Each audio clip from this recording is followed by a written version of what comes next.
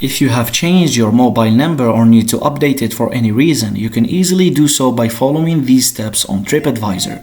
Open your web browser and go to the TripAdvisor website on your computer or mobile device. Log into your TripAdvisor account using your email address and password. Once logged in, locate the account settings, and this is typically accessible from the main menu or your account drop-down. Within the account settings, look for the section related to changing your mobile number. In the provided field, enter your new mobile number and make sure to input the correct number, including the country code if applicable. After entering your new mobile number, review it for accuracy and then save your changes.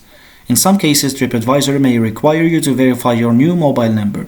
Follow any prompts or instructions provided to complete the verification process. And by following these steps, you have successfully changed your mobile number on TripAdvisor. Safe travels! Thanks for watching, guys, and don't forget to subscribe.